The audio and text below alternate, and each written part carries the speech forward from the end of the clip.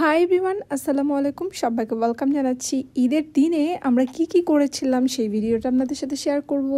ঈদের দিন সকালবেলা আমরা ঘুম থেকে উঠেছিলাম প্রায় 6টার দিকে। তারপর আমি গোসল টোসল করে রেডি হয়ে দিয়ানাকে রেডি করিয়ে দিয়ানার বাবা রেডি হয়ে আমরা প্রায় 8:30টার দিকে বাসা থেকে রওনা দিয়েছিলাম ঈদের নামাজ পড়ার জন্য। আমাদের ঈদের নামাজের টাইম ছিল সকাল 9টায়। তো যেহেতু সকাল সব কিছু করতে হবে, আমরা সকালবেলা ব্রেকফাস্ট না করে দুইজন দুইটা খেজুর খেয়ে রওনা দিলাম নামাজ পড়ার জন্য। এই যে আমরা চলে আসছি যে জায়গাটাতে নামাজ পড়াবে, আসলে এটা কোনো মসজিদ না, এটা একটা কমিউনিটি সেন্টার। তো যেহেতু অনেক লোকজন নামাজ পড়বে, আর অস্ট্রেলিয়ায় মুসলিমের সংখ্যা মোটামুটি ভালোই। আর মসজিদগুলো যেগুলো আছে, মসজিদগুলো তো খুব বেশি একটা বড় জায়গা জুড়ে নয়, তাই এই কমিউনিটি সেন্টারগুলোকে ভাড়া নেওয়া হয় যাতে ঈদের নামাজটা সবাই মিলে একসাথে পড়তে পারি। আর নামাজ পড়া শেষ হওয়ার পরেই দিয়ানা ওর ফ্রেন্ডদের সাথে খুব মজা করছিল। যদিও বাংলাদেশের ঈদ আর এখানকার ঈদের মধ্যে অনেক পার্থক্য আছে। ভিডিওটা অ্যাকচুয়ালি করেছিলাম নামাজ পড়া শেষ হওয়ার পরে। নামাজ পড়ে তারপর সবার সাথে দেখা সাক্ষাৎ করে আমরা চলে গেলাম খাওয়া দাওয়া করার জন্য। আর খাওয়া দাওয়ার ব্যবস্থা করেছিল হচ্ছে মসজিদ যে কমিউনিটি ছিল সেখান থেকেই। আর বরাবরের মতো এবারেও মাংস আর সাথে ছিল রুটি।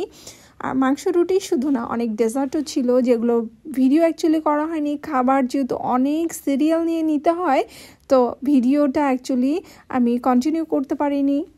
আর ভিডিওতে যে বাচ্চাটাকে দেখতে পাচ্ছেন এটা হচ্ছে দিয়ানার ফ্রেন্ড, ওর নাম হচ্ছে আরিবা। আমরা নামাজ পড়তে এসে ওর সাথে মিট করি, মানে এখানে এসে ওর সাথে দেখা হয়ে যায় হুট করে। তো ও আবার আমাদের সাথে বসেছিল। আর এই ভিডিওটা করেছিল হচ্ছে দিয়ানাই নিজেই।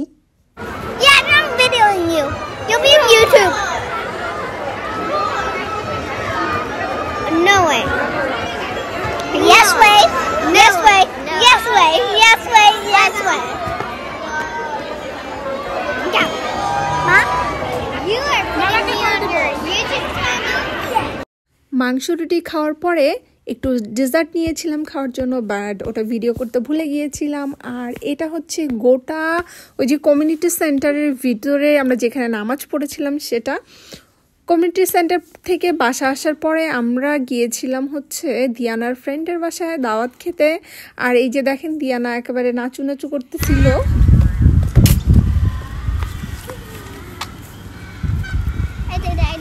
I did the spin. Okay.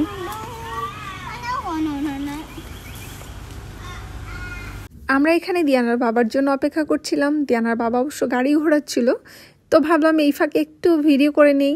দিয়ানার বান্ধবীর বাসা আমাদের বাসা থেকে 2-3 মিনিটের রাস্তা হবে।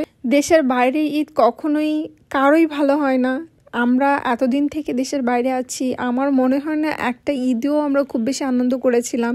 এই যে দাওয়াত খেতে এসেও আমার খুব মনটা খারাপ ছিল, বসেছিলাম। যেখানে আমাদেরকে দাওয়াত করেছিল ওখানে অ্যাকচুয়ালি অনেক বাচ্চা ছিল, আর দিয়ানা ওদেরকে পেয়ে মহা খুশি।